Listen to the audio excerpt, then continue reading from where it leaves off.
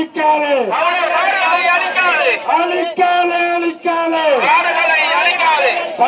வேண்டும் வேண்டும் வேண்டும் வேண்டும் வேண்டும்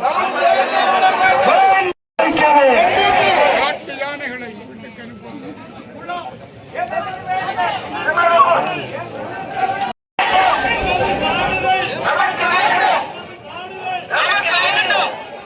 மீண்டும் தூசி தட்டப்பட்டது எதற்காக?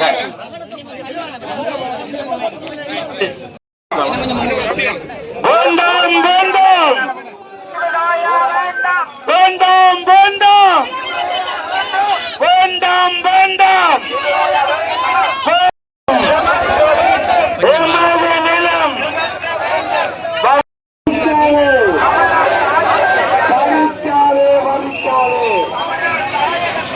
வரிக்காதே வரிக்காதே அழிக்காதே அழிக்காதே அழிக்காதே அழிக்காதே வீட்டுக்கு அனுப்பாதே வீட்டுக்கு அனுப்பாதே மாற்றாதே மாற்றாதே பரமலை மாற்றாதே மாற்றாதே பரமலை மாற்றாதே மாற்றாதே மாற்றாதே பரமலை மாற்றாதே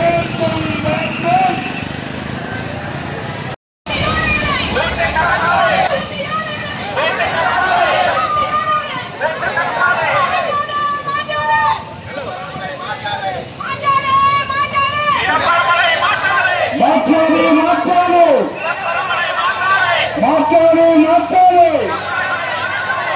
வேண்டும் வேண்டும் வேண்டும் வேண்டும் எமது நிலம் எமது நிலம் எமது நிலம் வவுனியா வடக்கு வவுனியா வடக்கு வவுனியா வடக்கு வவுனியா வடக்கு வடக்கு கிழக்கில் பிரித்தது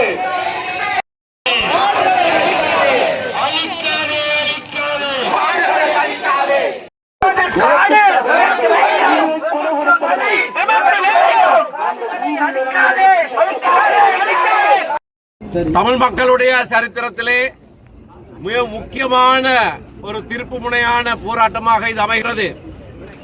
ஏனென்றால் பல தசாப்தங்களுக்கு முன்னராகவே தயாரிக்கப்பட்ட இந்த இனப்பரம்பலை மாற்றுகிற இந்த திட்டம் இப்பொழுது நடைமுறைக்கு கொண்டு வரப்படுகிறது. அமைச்சரவை அங்கீகாரம் கடந்த திங்கட்கிழமை கொடுக்கப்பட்டிருக்கிறது. பல தசாப்தங்களுக்கு முன்னர் நீண்ட காலமாக வடக்கிலேயும் கிழக்கிலேயும் இனப்பரம்பலை மாற்றுகிற திட்டம் அது வெவ்வேறு திணைக்களங்களின் மூலமாக அமுல்படுத்தப்பட்டிருப்பது எங்களுக்கு தெரியும். கல்லோயா திட்டத்திலே இருந்து விசேஷமாக கிழக்கின் இனப்பரம்பல் வெகுவாக பாதிக்கப்பட்டிருக்கிறது.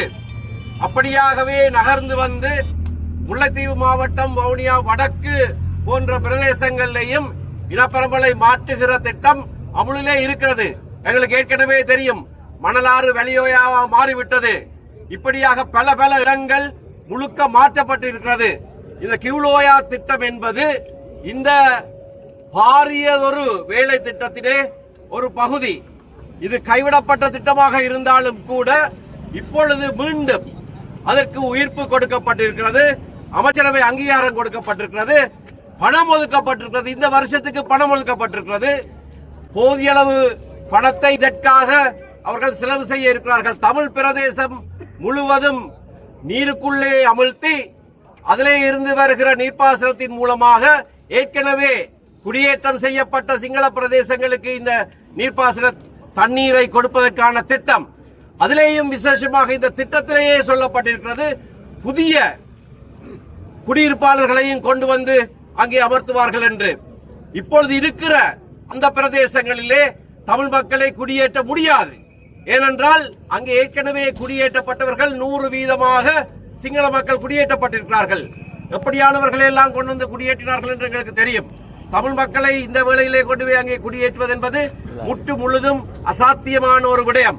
ஆகையினாலே இந்த திட்டத்தை அமுல்படுத்துவது என்பது நீண்ட காலமாக நீண்ட காலமாக பல்வேறு அரசாங்கங்கள் மாறி மாறி வந்தபோது கொண்டு வரப்பட்ட ஒரு திட்டத்தின் நீட்சியாகத்தான் இது காணப்படுகிறது. இந்த அரசாங்கம் மிக தெளிவாக ஒரு வாக்குறுதியை கொடுத்திருந்தது. அதாவது இனப்பெரம்பலை மாற்றுகிற எந்த அபிவிருத்தி திட்டத்தையும் நாங்கள் அமுல்படுத்த மாட்டோம் என்பதை எழுத்திலே தெளிவாக சொல்லி இருக்கிற அந்த அரசாங்கம் தான் இப்பொழுது அதற்கு உத்தியோகபூர்வ அனுமதியை கொடுத்து அந்த திட்டத்தை நடைமுறைப்படுத்த இருக்கிறார்கள். ஆனபடியினால் தான் இது சரித்திர முக்கியத்துவம் வாய்ந்த ஒரு நிகழ்வு. ஒன்றாக சேர்ந்து தமிழ் மக்கள் அனைவரும் எந்தவித கட்சி பேதமும் இல்லாமல் கட்சிகளை சேராதவர்களும் அரசியலிலே இல்லாதவர்களும் அனைவருமாக சேர்ந்து வடக்கு கிழக்கு தமிழ் மக்கள் எங்களுடைய பூர்வீகத்தை பாதுகாக்குகிற இந்த நிகழ்ச்சியிலே இன்றைக்கு ஒன்று சேர்ந்திருக்கிறோம். இந்த செய்தியை தான் நாங்கள் இப்பொழுது அரசாங்கத்துக்கு எழுத்து மூலமாக அறிவிக்க இருக்கிறோம். எல்லாருக்கும் வணக்கம். உண்மையிலே எங்களுடைய வன்னி மண்ணிலே இப்படி ஒரு தொடர்ச்சியாக பல அநியாயங்கள் வருகிற அரசாங்கத்தாலும் இந்த அரசாங்கத்தாலும் நடைபெற்று கொண்டு இருக்கிறதை நாங்கள் காணக்கூடியதாக இருக்கிறது. எங்களுடைய ஆயுத போராட்டம் நடந்த இந்த மண்ணிலே எங்களுடைய மக்களே எம்பிபிக்கு வாக்களித்து எங்களுடைய கண்ணை குத்துவதற்கான வாய்ப்பை நாங்கள் எல்லாரும் எங்களுடைய வாக்களித்த மக்கள் எல்லோரும் சேர்ந்து அந்த பரிசை பெற்றிருக்கிறோம் என்பதை இங்கு கவலையுடன் தெரிவித்துக் கொள்ள விரும்புகின்றேன். எங்களுடைய மக்களுடைய வாக்குகளை பெற்றுக்கொண்டு எங்களுடைய வன்னி மண்ணிலே ஒரு ஆயுத போராட்டத்தை ஒரு தியாகத்தை செய்த வரலாற்றை கொண்ட இந்த வன்னி மண்ணின் மீது சிங்கள குடியேற்றங்களை கொண்டு வந்து எங்களுடைய இனப்பரம்பல் பூர்வீகம் வடக்கு கிழக்கிலே தமிழர்கள் வாழ்ந்தார்கள் என்ற பூர்வீகத்தை ஒழிக்கின்ற வகையில் வரலாற்றை சிதைக்கின்ற வகையிலே இந்த எம்பிபி அரசாங்கம் முழு மூச்சாக செயல்பட்டு வருகிறது. அது பரவலாக எங்களுடைய வடக்கு கிழக்கிலே குறிப்பாக வடக்கிலே அபிவிருத்தி என்ற போர்வையிலே அடிக்கடி ஜனாதிபதி யாழ்ப்பாணம் வந்து போகின்ற அந்த நிலையிலே மக்கள் அவரை பார்ப்பதற்கு சாரசாரையாக செல்லுகின்ற அந்த சூழலிலே எங்களுடைய நிலங்கள் அபகரிக்கப்படுகின்ற ஒரு சூழ்ச்சியை இந்த அரசாங்கம் செய்து வருகிறது. மக்கள் மீது தாங்கள் நன்மை கொண்டவர்களாக அன்பு கொண்டவர்களாக வெளியிலே காட்டிக்கொண்டு இரகசியமாக திணைக்களத்தை கொண்டு செய்கின்ற அனைத்து அடாவடித்தனங்களையும் செய்துவிட்டு இப்பொழுது தண்ணி கொடுப்பதாக பல ஏக்கர் கணக்கிலே காடுகளை அழித்து மீண்டும் சிங்கள குடியேற்றத்தை கொண்டு வந்து எங்களுடைய வன்னி மண்ணிலே அந்த துவக்கை எடுத்து போராடி மாவீரர்களாக போராளிகளாக மதித்த அந்த இளைஞர்கள் அந்த யுவதிகள் எங்களுடைய மக்கள் மீது அவர்கள் தங்களுடைய கால்களை வைத்துக்கொண்டு எங்களுடைய நிலத்தை அபகரிக்கின்ற சூழலை இன்றைக்கு ஏற்படுத்தி இருக்கிறார்கள். ஆகவே நாங்கள் தமிழர்கள் என்ற ரீதியிலே நாங்கள் ஒரு காலம் இந்த மண்ணை விட்டு கொடுக்க முடியாது போராட்டத்தை செய்தவர்கள் என்ற வகையிலே இந்த வன்னி மண்ணிலே ஒரு காலம் எங்களுடைய நிலங்களை கைப்பற்றுவதற்கு எங்களுடைய மக்கள் அனுமதியை தரமாட்டார்கள் என்பதை மிக எச்சரிக்கையோடு சொல்லிக்கொள்ள விரும்புகின்றேன் இந்த அனுரா அரசாங்கத்துக்கு. நன்றி. குடியேற்ற வேண்டும் என்ற ஒரு அரசின் கொள்கை யுத்தத்துக்கு பின்னர் இருக்கிறது. 25% சிங்கள மக்களை குடியேற்றினால்தான் பிற்காலத்தில் இவர்கள் தமிழீழ கோரிக்கையை முன்வைக்க மாட்டார்கள் என்ற ஒரு திட்டம் எல்லா அரசாங்கத்திடமும் இருக்கிறது. அதனுடைய ஒரு தொடர்ச்சியாகத்தான் இந்த கிவிலோயா என்று சொல்வது கூட ஏற்கனவே ஜேஆர் ஜெயவர்தன அரசாங்கத்திற்கு தெரியும். மகாவலி எல்வலயத்திற்கு மகாவலி தண்ணி வர மாட்டாது என்பது அவர்களுக்கு தெரியும்.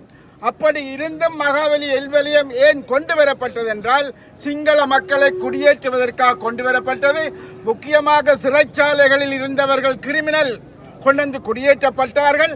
இன்றைக்கு அவர்களுக்கு தண்ணீர் தேவை என்பதற்காக மிச்சம் சொச்சமாக இருக்கக்கூடிய பழங்குடி தமிழ் மக்களுடைய நிலங்களை கபலீகரம் செய்து 10,000 ஏக்கர் காடுகளை அழித்து அங்குள்ள சிறு குளங்கள் வயல்களை அழித்து தமிழ் மக்களை அந்த மண்ணில் இருந்து விரட்டி அவர்கள் ஒரு புதிய நீர்ப்பாசன திட்டத்தை கொண்டு வர யோசிக்கிறார்கள். அதனுடைய முக்கியமான நோக்கம் என்னவென்றால் இந்த குடியேற்றங்கள் இதனுடன் முடிந்து போகாது. நெடுங்கேணி, மாங்குளம், பவனிக்குளம், மடு ஈராக அவர்களது இந்த மகாவலி அபிவிருத்தி திட்டத்தினுடைய சிறகுகள் பறந்து விரிந்திருக்கிறது. ஆகவே அவருடைய குடியேற்றங்கள் என்பது வவுனியாவை சுற்றி வளைத்து அந்த குடியேற்றங்கள் என்பது நடக்கும் என்பது மாத்திரமல்ல, திருகோணமலை மாவட்டத்தில் என்ன மாதிரி சேருவாவில் என்ற ஒரு சிங்கள தொகுதி வந்ததோ அதே பாணியில் வவுனியாவிலும் முல்லைத்தீவையை இணைத்து ஒரு சிங்கள தொகுதியை கொண்டு வருவதற்கான ஒரு முயற்சியினுடைய ஒரு கட்டம்தான். நாங்கள் கேட்பதை நீங்கள் இனவாதம் என்று சொல்வதை அரசாங்கம் நிறுத்திக் கொள்ள வேண்டும். நாங்கள் இனவாதிகள் அல்ல, மதவாதிகள் அல்ல. சிங்கள மக்களுடைய பிரதேசங்களை நாங்கள் கேட்கவில்லை. தமிழ் மக்களுக்கு உரித்தான தமிழ் மக்களின் நிலங்களை, தமிழ் மக்களின் குலத்தை, தமிழ் மக்களின் மண்ணை கேட்கிறோம். போராட வந்த அனைவரும் இந்த போராட்டம் இத்துடன் நிறுத்திவிடக் கூடாது. அரசாங்கம் இதை கைவிடும் வரையில் இவை தொடர வேண்டும் என்று கேட்டு விடைபெறுகின்றேன் என்பது எங்களுடைய விஜயபூமி.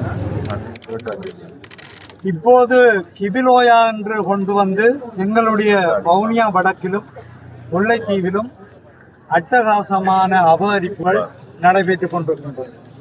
இந்த கிபிலோயா என்ற திட்டத்துக்குள் அவர்களுடைய திட்ட அறிக்கையிலேயே கிடக்க என்னென்றால், இந்த திட்டத்தால் பயனடைய போகின்றவர்கள் யார் என்றால் 4372 குடும்பங்கள், ஏற்கனவே குடியேற்றப்பட்ட குடும்பங்கள் பயனடைய போகின்றவர்கள். இதைவிட 1672 குடும்பங்கள் குடியேற்றப்பட உள்ள குடும்பங்கள். அப்படி என்றால் எங்களோட தமிழ் மக்கள் ஒருவருக்கும் இதனால் பயனும் இல்லை, ஒன்றுமில்லை. ஆனால் ராமன்குளம், கொட்டோடக்குளம், சன்னமுற்றகுளம், திரிவச்சகுளம், இப்படி குளங்கள், ஏராளமான குளங்களை அபகரிக்கின்றார்கள். இப்படியான ஒரு பக்கம் குளங்களோடு சேர்ந்த வயல் நிலங்களை அபகரிக்கின்றார்கள். இது இவ்வளவும் தமிழர்களுடைய பூர்வீக சொத்து.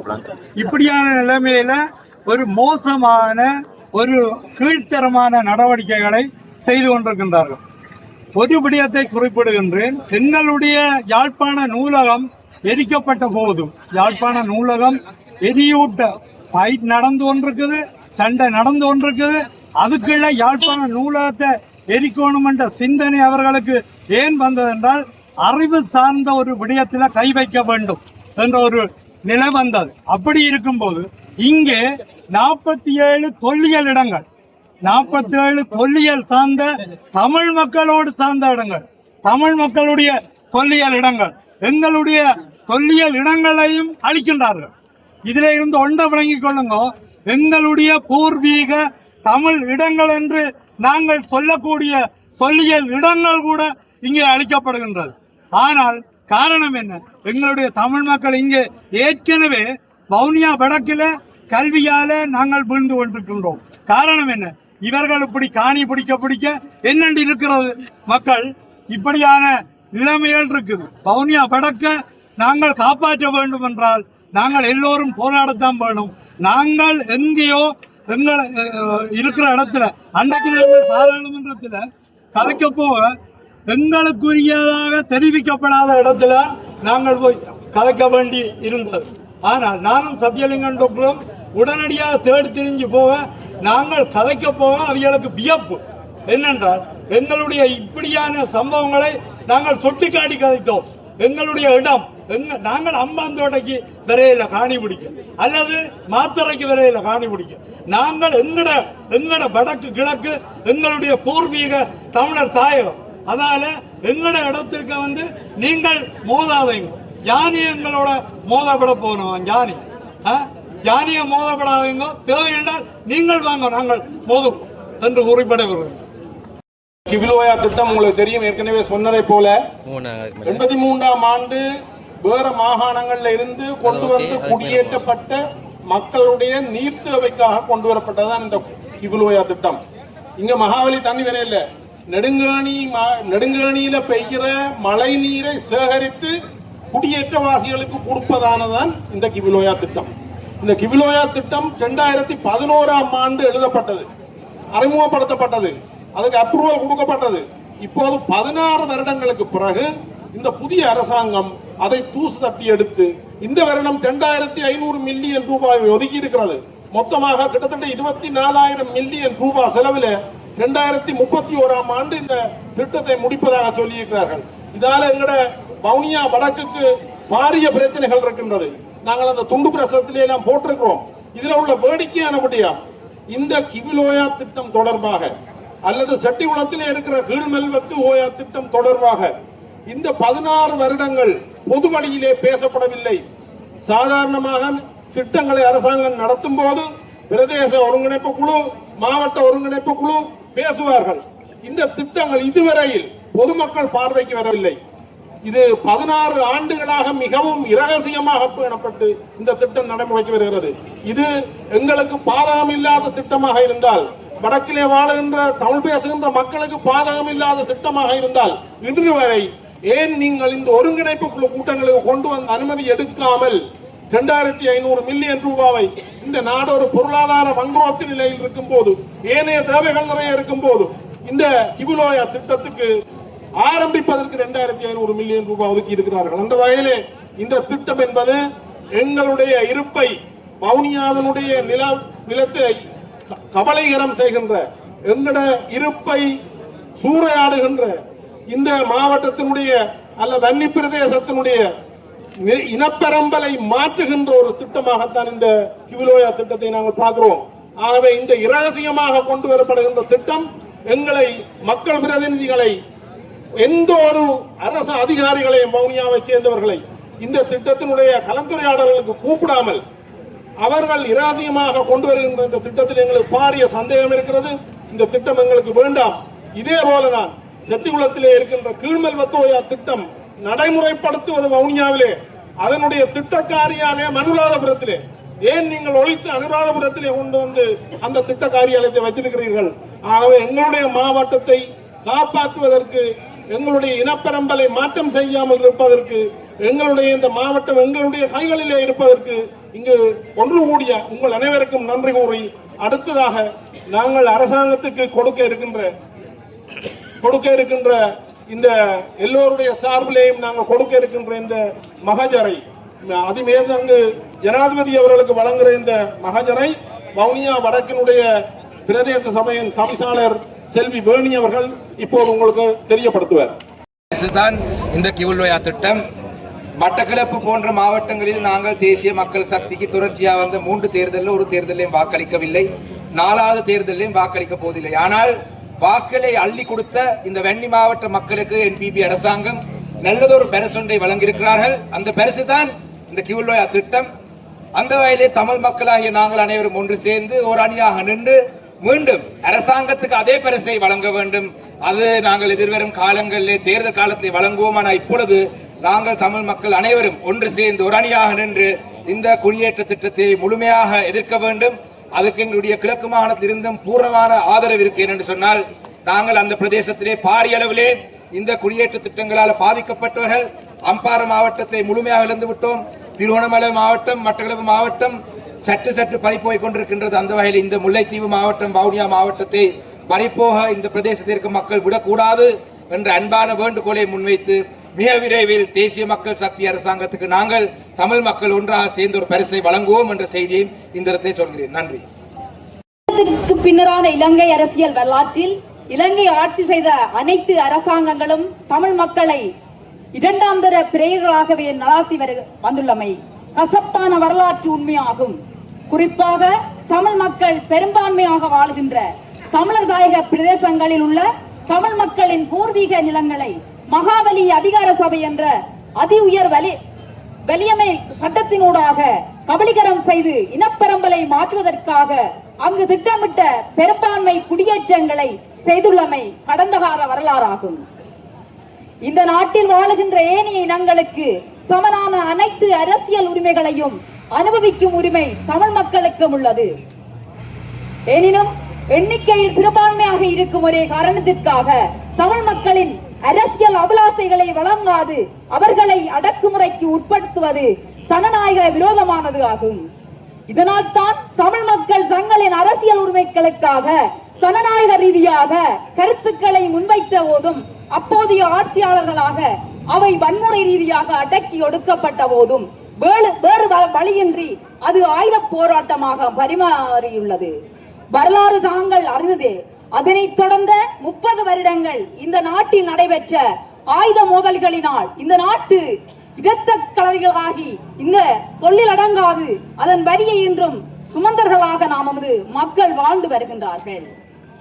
2009 ஆயுத போராட்டம் முடிவுற்றாலும் போராட்டத்திற்கு காரணமான பிரச்சனைகளுக்கான தீர்வினை இதுவரை ஆட்சியாளர்கள் முன்வைக்காதது துஷ்பிரயோகமாகவே காணப்படுகிறது. இந்த நாட்டை மாறி மாறி ஆட்சி செய்த கட்சிகள் சிங்கள பௌத்த மேலாதிக்க சிந்தனையுடைய ஏனைய சிறுபான்மை இனவந்தவர்களால் அரசியல், மொழி, மத வேறுபாடுகளின்றி சுதந்திரங்களை அடக்குவதில் குறியாக இருந்தமை உலகறிந்த விடயமாகும். மேலாதிக்க அடக்குவதில் குறியாக இருந்தவை உலகறிந்த விடயமாகும். இவ்வாறான மேலாதிக்க சிந்தனையுடைய ஆட்சியை இல்லாதொழித்து சமத்துவமான மக்கள் ஆட்சியை நிறுவுவதற்காக தாங்கள் சார்ந்த கட்சி 2 முறை அரசுக்கு எதிராக ஆயுத புரட்சியில் ஈடுபட்டதை தங்களுக்கு ஞாபகப்படுத்த வேண்டிய அவசியமில்லை.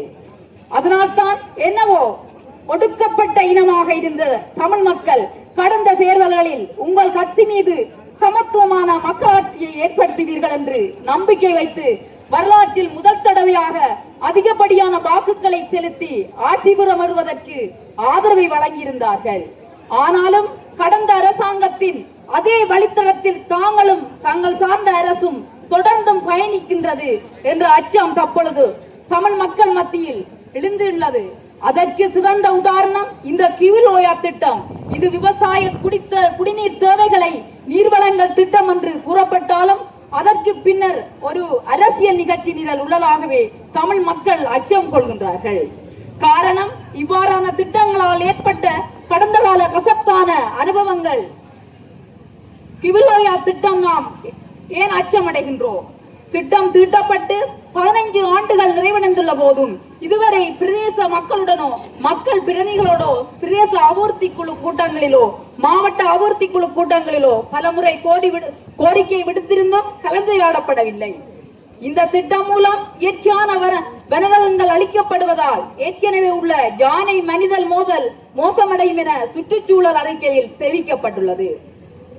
திட்ட முன்மொழிவில் புதிய குடியேற்றவாசிகள் குடியேற்றப்படுவார்கள் என குறிப்பிடப்பட்டுள்ளது.